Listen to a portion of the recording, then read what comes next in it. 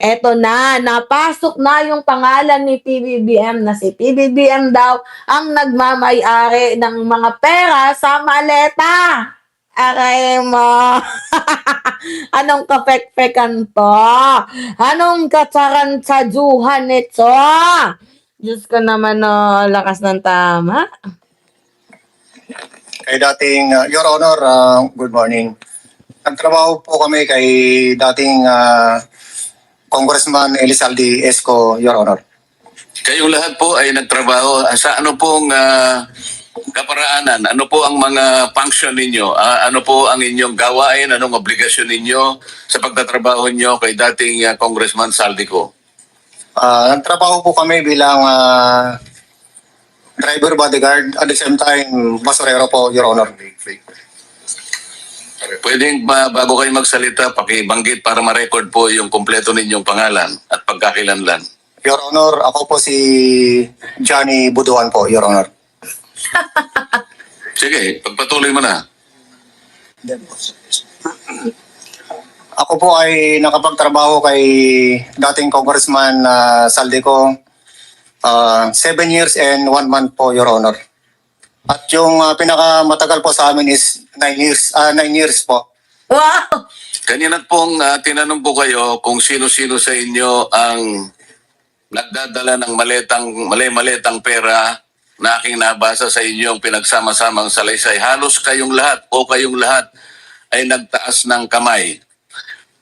Pwede ko bang itanong sa inyo, dahil nabasa ko rito, dinescribe pa ninyo ang laman ng bawat maleta. Meron kayong sinabing maliit na maleta, meron kayong sinabi na medium na maleta, at isang large na maleta. Pwede ba niyong ulitin dito sa pagdinig? Gaano ba ang laman nung tinatawag niyong small? Yan na naman. Yung small, Your Honor, is naglalaman po ng 20 to 25 million Pesos. po, Your Honor. Yung medium, Yung medium po is 40 to 50. Then yung large po, 50 to 70 po.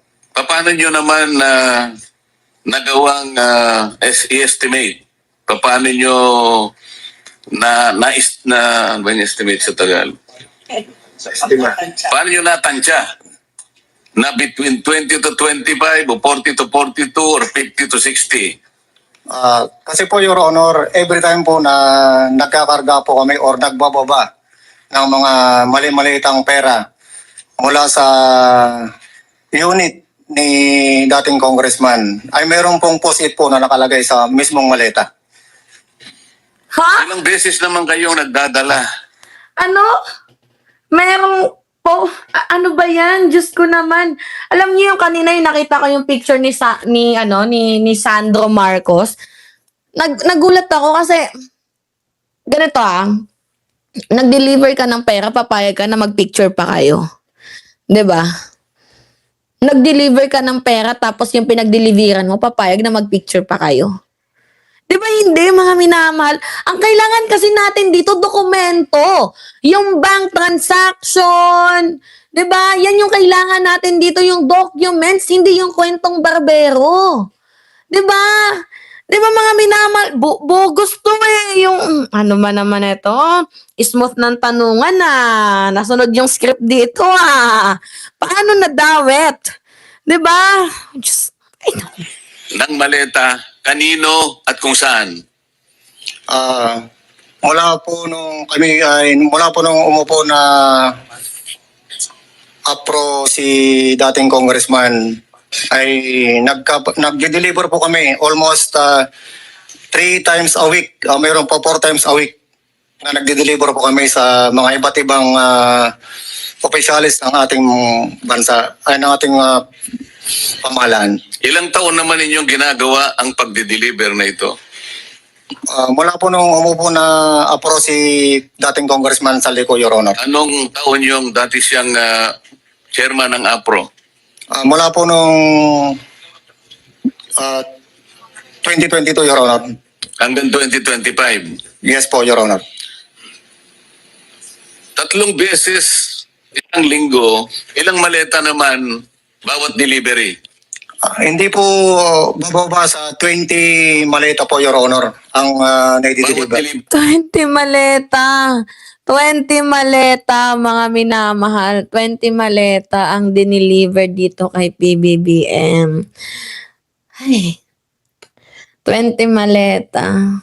Sana all. Pero bakit puro script? Nasaan yung solid evidence? Ebidensya yung kailangan namin, hindi yung kwentong barbero. Ebidensya! Di ba? Yes po, Your Honor. So bawat delivery, 20 maleta, maliit, medium, at saka yung large. Halo-halo na, ganun ba? Opo, Your Honor. 3 beses. Isang linggo. Ilang maleta yon? Minsan po, sir, umabot po ng 60 to 70, Your Honor. Mabuti ka ba? Marunong ka sa... 60. Ah! Nagigigil lang. Hindi man lang nila binibigay yung exact numbers kung magkano yung dineliver. Basta sinasabi lang 60 to 70 million. Paano nangyaring ganon? Mayroon bang ganon? 'Di ba? Dokumento yung kailangan natin. Dokumento. Hindi kung ano-anong mga script ninyo. Hanggat walang ebidensya, paano kami maniniwala sa kwentong barbero? 'Di ba? Ano yung sabi ni Erwin Tulfo? Nagsalita si Erwin Tulfo. Pinamukha niya kay Rodante Marcoleta, pinamukha niya kay Alan Peter Cayetano. Hoy, punyeta ka, yung hearing nyo, bogus. Bogus yung hearing ninyo. Oo, tingnan nyo mga minamahal, tinawag niyang bogus. 'Di ba? Drama. Oo, which is totoo naman talagang drama. Tinawag na bogus hearing ng Gatchalian Block ang ginawang pagdinig sa Senado ngayong araw. Giit nila sa Cayetano Block, irespeto ang Senate rules at trabaho, hindi drama. Totoo. Live mula sa Senado, nasa frontline ng balitang yan si Mon Gualvez na kumon. Parang ang dami na namang nangyari dyan sa Senado simula pa kanina umaga. Anong update lalo na tungkol dito sa hearing? Yes, Ruth, itinuloy pa nga rin yung pagdinig ng Senate Blue Ribbon Committee ng Cayetano Block kaugnay sa flood control scandal. Sa kabila yan ng tensyonadong tagpo na naman na nangyari dito sa Senado. Nakakabay pa nga si Senadora Pia Cayetano sa dalawang nagpakilalang ex-Marines habang papasok sa loob ng session hall ng Senado. Utangay ng drama ninyo, akbay-akbay. Hayop na yan. Bagman, inakbayan nyo pa. Hindi ba naman gago?